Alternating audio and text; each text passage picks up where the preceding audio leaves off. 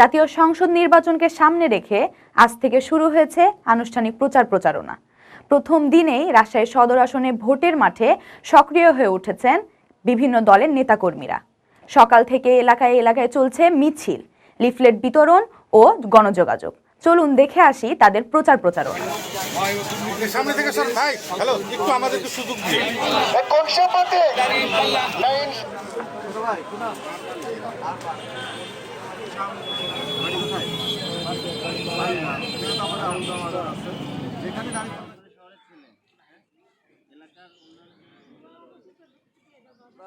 মানে নির্বাচন আচরণবিধি অনুযায়ী আজকে থেকে প্রচারণা শুরু করেছি। আমরা সকালের দিকে 3 নম্বর ওয়ার্ড, 14 নম্বর ওয়ার্ডের দিকে করেছি। এখন সাহেববাজার এলাকায় আমরা প্রচারণা চালাচ্ছি, কোনো প্রতিবন্ধকতা নাই। আলহামদুলিল্লাহ, খুব ভালো ফিডব্যাক পাচ্ছি। আমরা ব্যাপক জনসমর্থন লক্ষ্য করছি এবং জামাতকে বা দাঁড়িপাল্লাকে বিজয়ী করার জন্য জনগণ খুব উন্মুখ হয়ে আছে। পাশের ব্যাপারে আমরা কনফিডেন্ট, ইনশাল্লাহ আমরা বিপুল ভোটে পাশ করে দেবো ইনশাআল্লাহ। ধন্যবাদ। আজকে প্রচারণার প্রথম দিন শুরু হয়েছে গত রাত্রি 12টা থেকে। নিয়াত যে আমি রাজশাহীর পবিত্র আমাদের রাজশাহীর মাটিতে ঘুমিয়ে আছে শাহ মখদুম রহমতুল্লাহ, ওনার মাজার জিয়ারত করলাম। এখানে এসে জোহরের নামাজ পড়লাম, তারপর ওনার মাজার জিয়ারত করে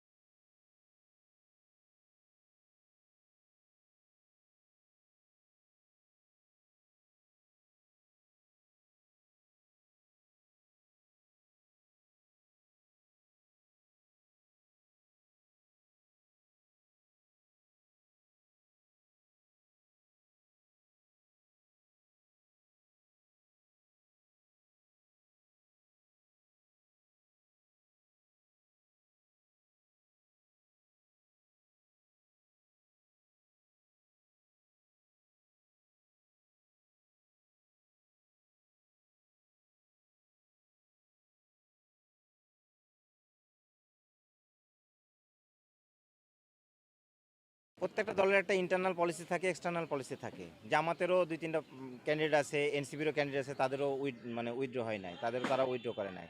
আর জামাত আমাদের সাথে চালাকি করেছে, বেসিক্যালি জামাত আমাদের সাথে প্রতারণা করেছে, আমাদেরকে ধোকা দিয়েছে। আমাদের সেন্ট্রাল কমিটিকে, মানে এক কথায় এবি পার্টিকে জামাত ধোকা দিয়েছে, এবি পার্টির সাথে জামাত প্রতারণা করেছে, আমাদেরকে ডেকে নিয়ে, এবি পার্টিকে ডেকে নিয়ে জামাত চাপে ফেলে দিয়েছে। এখন এখানে কেন্দ্রীয় সিদ্ধান্ত আছে বিধায় তো আমি এখানে ইলেকশন করছি। এখানে ব্যক্তি, তাহলে তো আমার প্রতীক ইগল হতো না, ইগল আমার দলের প্রতীক, ইগল এখন আমার প্রতীক। আমি আমার দলের সিদ্ধান্তে এখানে নমিনেশন দিয়েছি এবং এখানে দলের সিদ্ধান্তে নির্বাচন। আপনি যে বলছিলেন ওয়েস্টার্ন কান্ট্রিগুলোতে যেভাবে নির্বাচন হয় সেভাবে আপনি আপনার প্রচারণা চালাবেন, তো এই চিন্তা ভাবনাটা কিভাবে আর